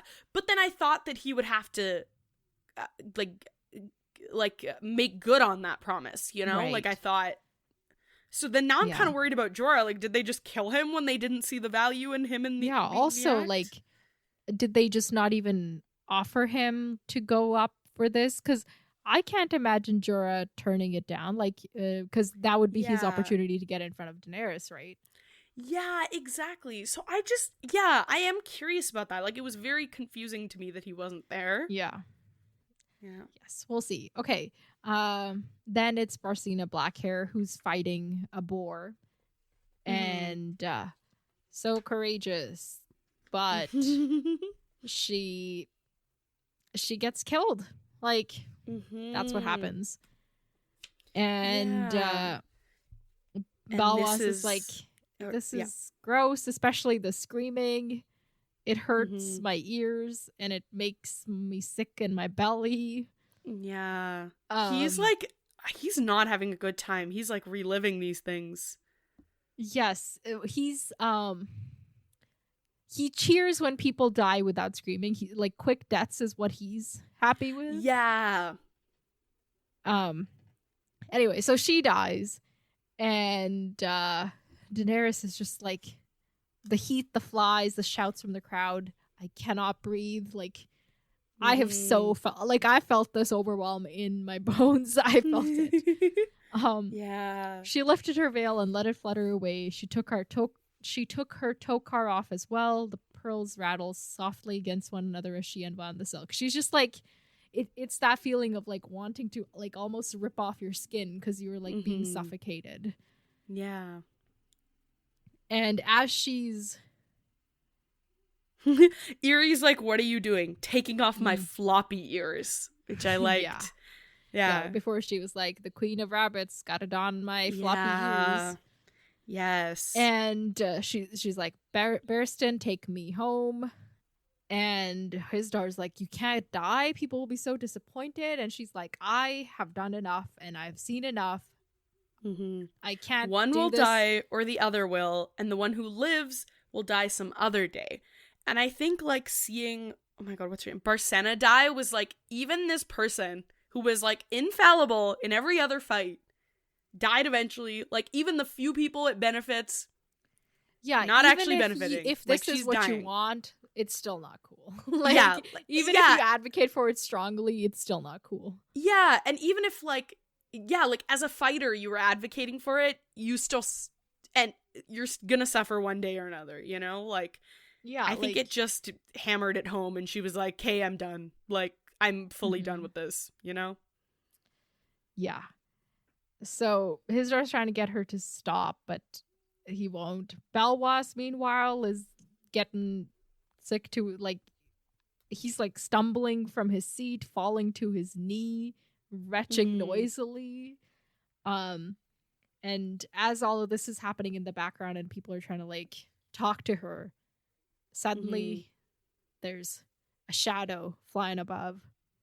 And then Drogon is seen, and he's like grown since the last time she'd seen him. He's 20 feet from wing to wing, and his as he flapped his wings, I see what you're talking about now. Do we think the locusts were poisoned for Dany? I don't know. Do you? Okay, I get it now.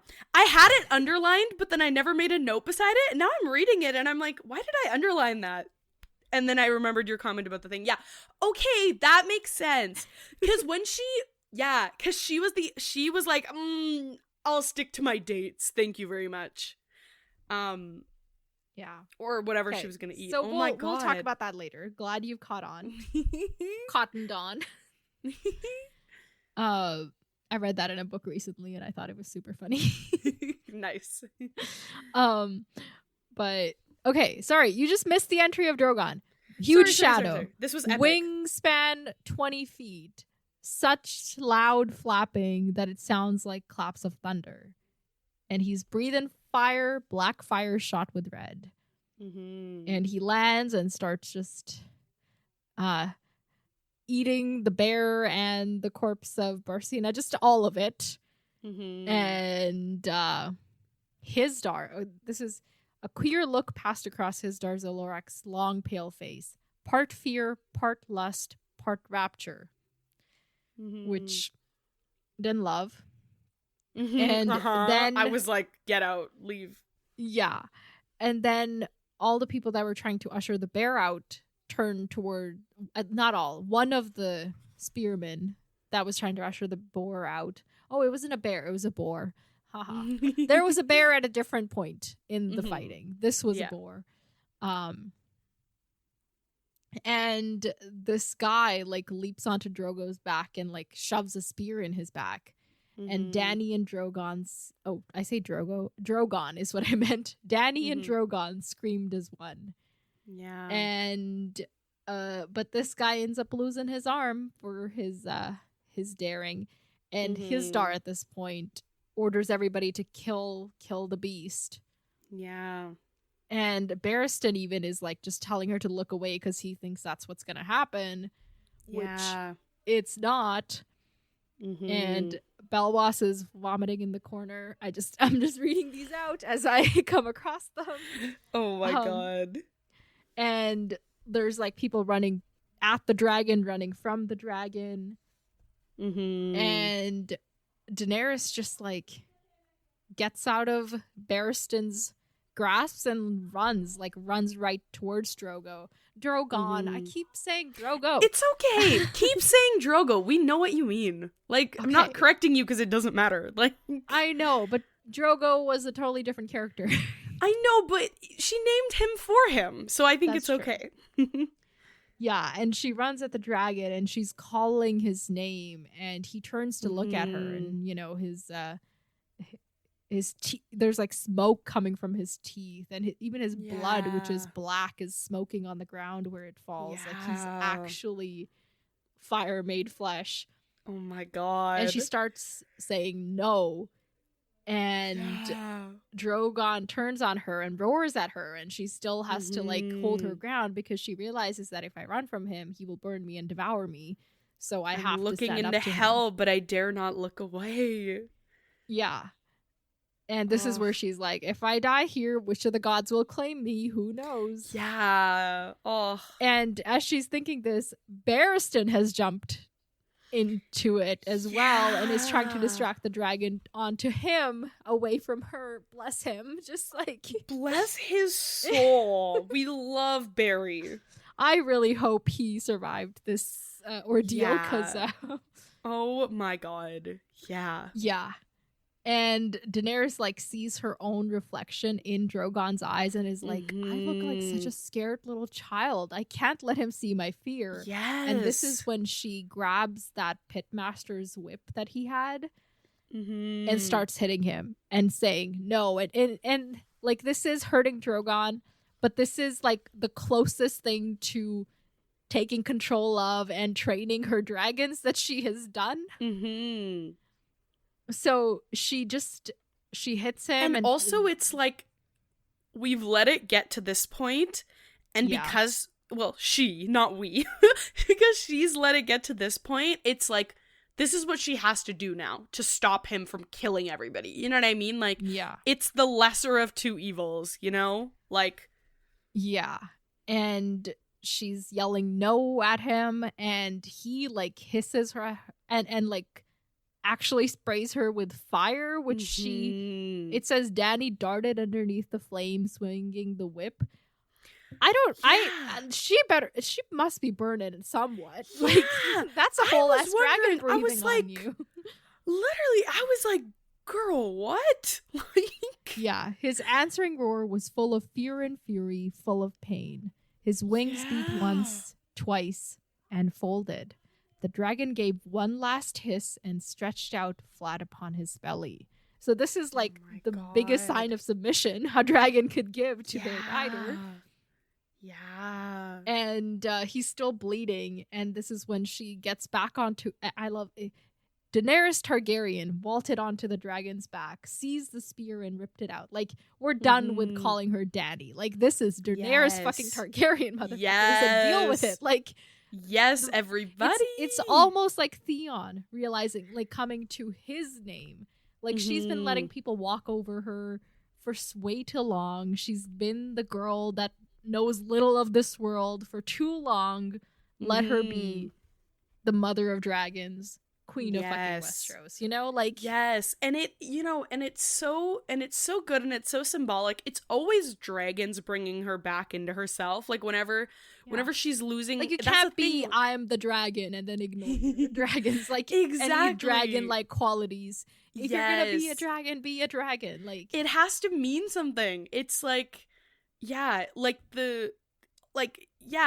Even like if we compare it to like the wolves and everything, like the hollowness that Sansa's never going to be able to get rid of, you know? Like, it's like you have to... you're right. You can't say you're the dragon and then not be the dragon. And, like, every time, like, everything from, like, the dragon's first hatching to, like, all these things, like, it's like every time she was about to lose her way and things were about to get really bad, it was because of the dragons. And now she's been ignoring them for so long, and Drogon's been gone for so long, and it was like she was totally losing her way. She was losing everything. Like, you know, she was giving herself these like false like comforts, and it just was like, this is what you needed, you know? This is absolutely what you needed. Like, do not let this happen again, you know? Like, okay. And yeah, so do you remember way back when not way back when, at the beginning of this book, there was a chapter where I think her and Barristan are talking about what she's afraid of. And she just doesn't say, I think. Okay. And I asked you, what do you think? And I think you were like, I think your guess was that she's afraid of her dragons, maybe. Okay. Now, if I remember this correctly, I should have looked this up, but I just didn't think it would come up today. Because there was like 6 years between this and the last book coming out, George R. R. Martin had also released some preview chapters for this book. So in like an early draft of this that chapter, what she said, like in her mind, what she thinks is that her greatest fear is herself. Wow. So if that is true, if first my memory is accurate, and if that is true, then what she's afraid of is like being the dragon, you know? Yeah. And like, if you wield such power, you're gonna have a lot of consequences, but you can't also be wishy-washy and just let people walk over you. So there are like negative connotations, obviously, with being a dragon, and you gotta learn to control that. But that's not gonna happen by pretending you're not the dragon. Totally. And it comes back to like last chapter when she was saying that thing of like, look at all the people who died when I was trying and when I was like rocking the boat and doing all these things.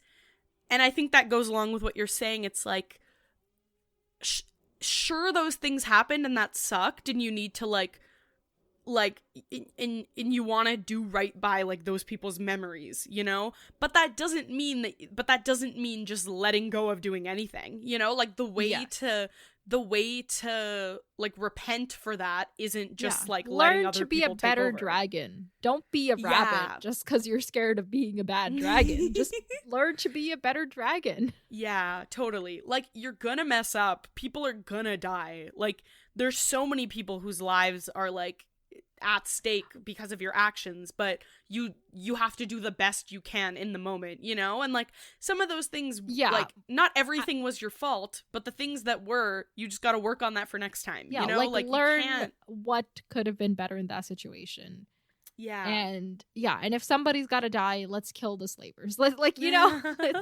Yeah. That's so interesting though. Like the thing about like being scared of her own self. I almost wish you would have kept that in, because I feel like that adds a lot to this book too. I don't know why he took it out, but I wanted us to like have more to, because that was back before we had gotten super, super frustrated with her. That was like only mild frustration times, I think. Yeah. Okay. All right. So, she waltzed onto the dragon's back and pulls out the spear, which the tip of it is like, dude, melted and red hot, like it would be in like a forge. So this dragon be hot. Yeah, this is actually terrifying. And then Drogon like gets up and flaps his wings, and all of a sudden they're in the air, and Daenerys can see the people below her fleeing, and she's just urging Drogon up higher and higher. Just take me, fly. Do you remember last Dany chapter, where I was like, she's gonna be Drogon's rider? Yes. Yeah. Yes. She's Drogon's rider. Yeah, but I don't know if that was really like that big of a prediction, if I'm being honest. That was just like, that's kind of like the obvious from day one. She's gonna be riding one of the dragons. No, that she's gonna be Drogon's rider. Yeah, but she's had this special connection with Drogon ever since she's had the dragons. Really? Yeah, she's always been more connected to Drogon, and Drogon has been the bigger, stronger of them. Drogon's the one that burned the Undying, like... Oh, okay, I forgot about that. Okay, that makes sense then. Yeah. I think if, like, from, book 2, if we're like, she's got dragons, she's gonna ride one of them, it's gonna be Drogon. So sorry to take away from your prediction, but, like... No, that makes sense. I just kind of forgot about that. No, that makes sense. And then it's like, basically, she's been missing since he's been missing. And then now he's here. Yes. She's here. Okay. I want to talk about that too. At the beginning of this, you were talking about, like, if Drogon hadn't shown up, what was she gonna do? And I think, and I'm not the only one that thinks this, like, I've come across many other people agreeing with this, which is that Drogon was drawn here by her, like, anger and all of this. Like, as she is getting more and more frustrated with this bullshit, Drogon is, like, finally connecting to her. Like, she's connecting to that dragon side of her.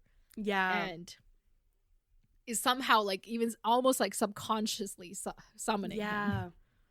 No, that also makes sense to me, especially because I think, you know, those few times where we thought we saw Drogon, like, in the sky in, like, that one Tyrion chapter and whatever. So I feel like that also goes along with it, because it's like, as she's going away from himself, he's also going away from her, but he's, like, close enough to be able to come back if she decides to get her shit together, you know? Yeah. I like that. I really like that.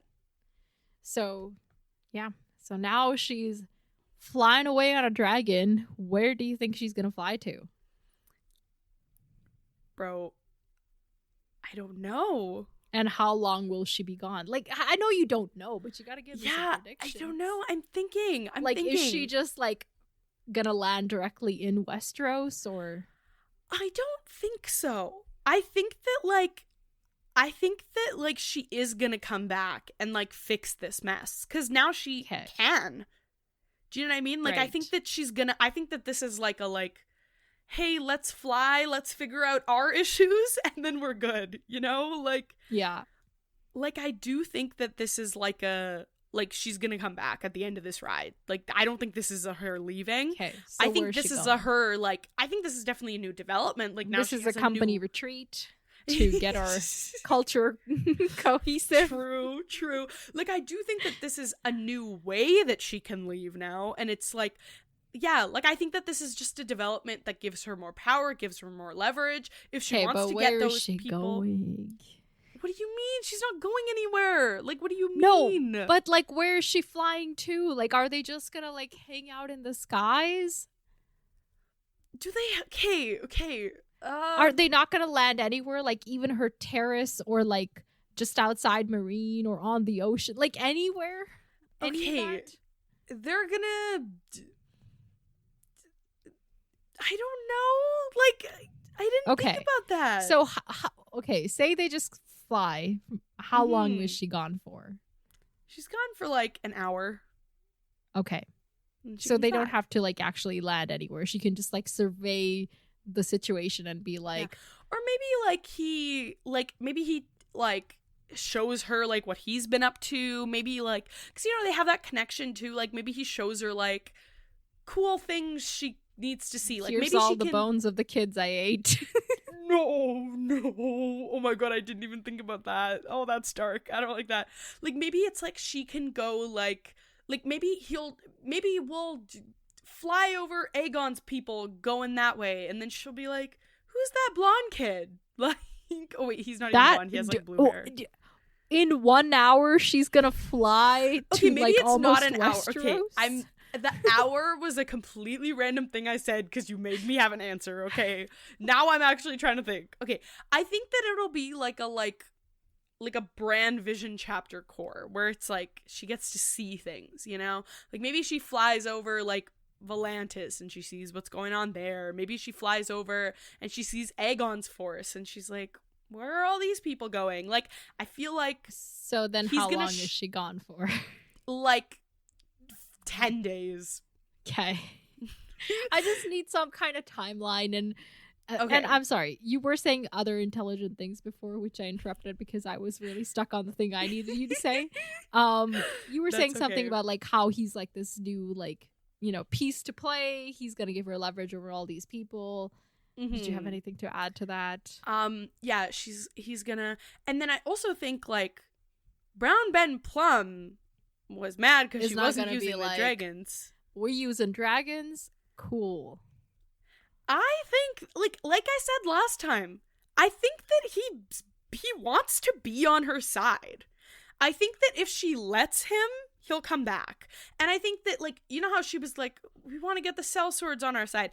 This is great because now she can get the sellswords on her side without her, like, needing to have them on her side. Like, It can just be a way to, and now she has the leverage to be like, young Kai, stop allowing our shipments, leave so we can control our own, like, do you know what I mean? Because before it just was like, she didn't really have a lot of chips to play. Right. So it's like, do what I say or burn. And then and the end of negotiations. And also because now she's decided that she's not gonna, like, that she's done wearing the rabbit ears, So even beyond like the dragon scare of it all, it's also the thing of like the things that she's just been letting happen that she did actually have control over all along. Yeah. She can get a hold of those easily enough. And then the stuff that she would have had difficulty with either way, we can use the dragon, Right. Okay. Now, why was Strong Belwa so sick? I think the locusts were poisoned.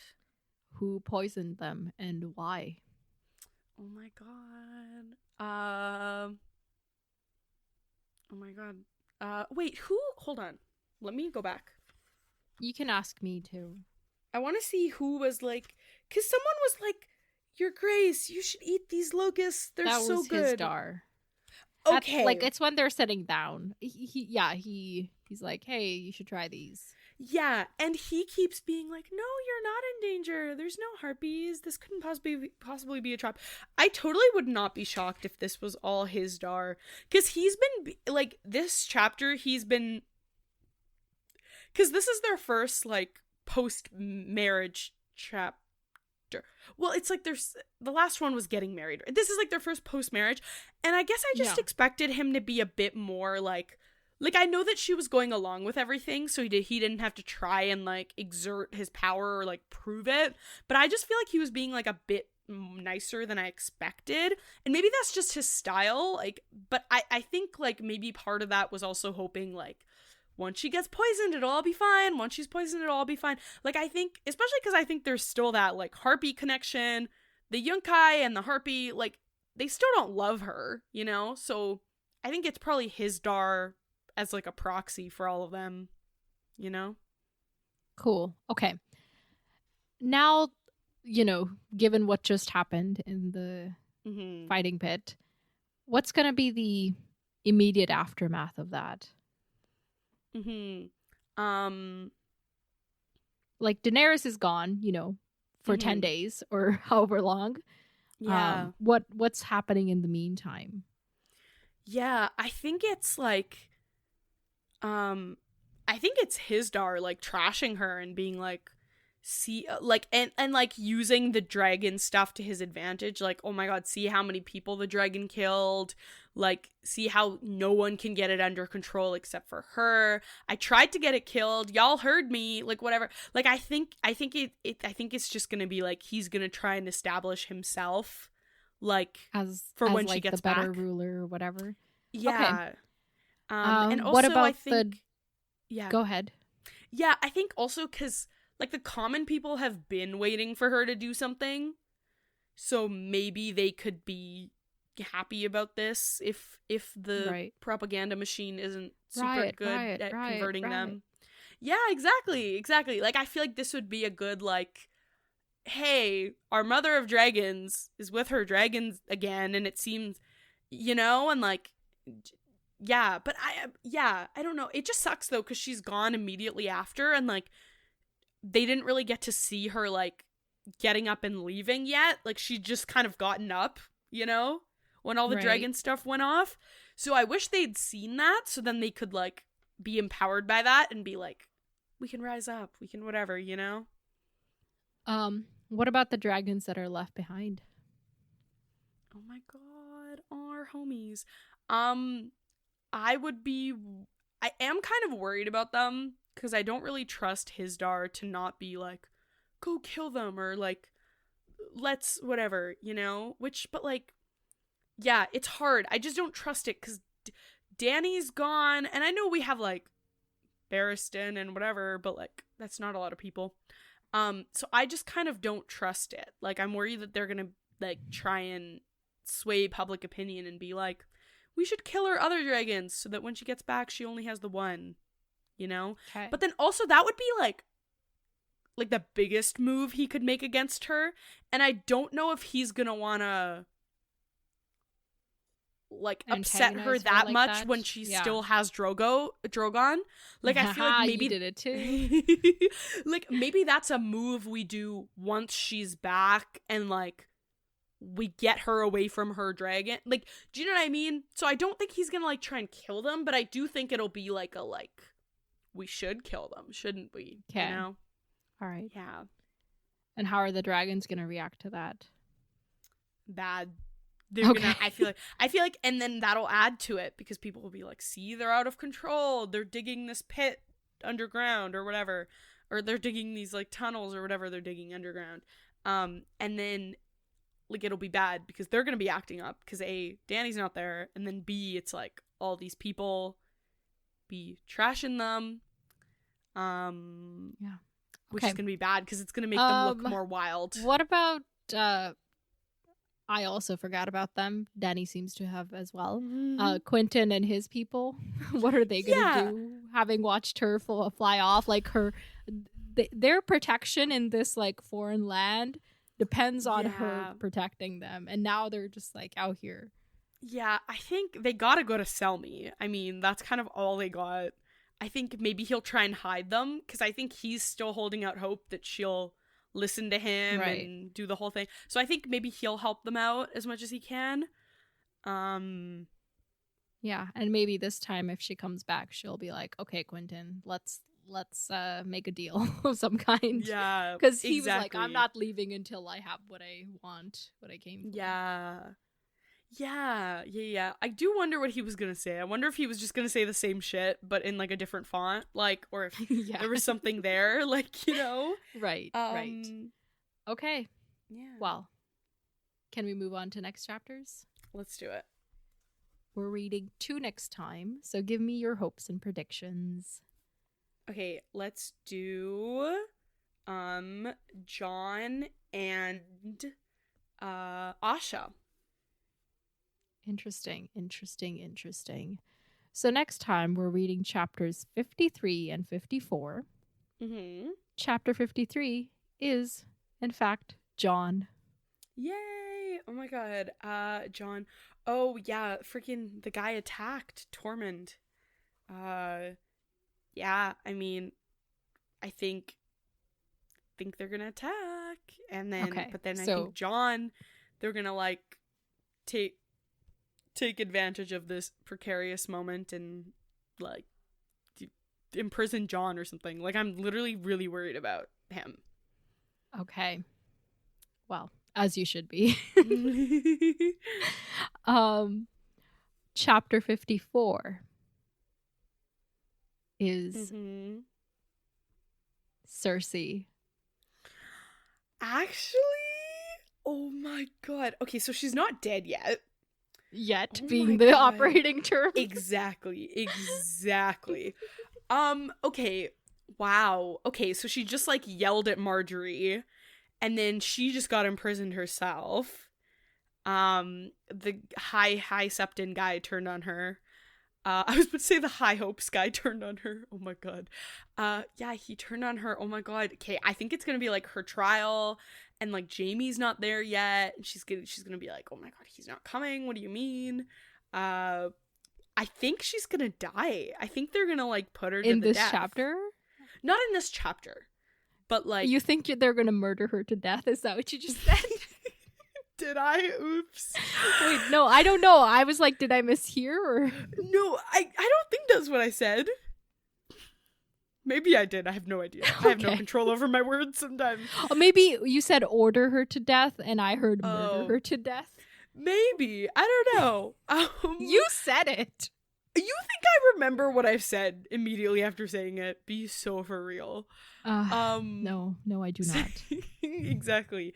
Cersei, yeah, I think she's like, this is gonna like be her trial. And then like, we got like maybe like Pycelle on our side. That's it. Pycelle. I love how Pycelle. I don't know where I got I don't know where I got Pycelle from. Okay, I haven't said his name in a book. Okay. All right. Okay. Yeah. Pycelle. So, folks, do all the things. Thank you for letting Harmouth try out her hosting skills. It was because I was too angry at my lungs at the beginning of this recording that I couldn't do it. But she did a great job. Thank you. So, slay. After you've done all the things, until next time, farewell, my friends. Talk to you later.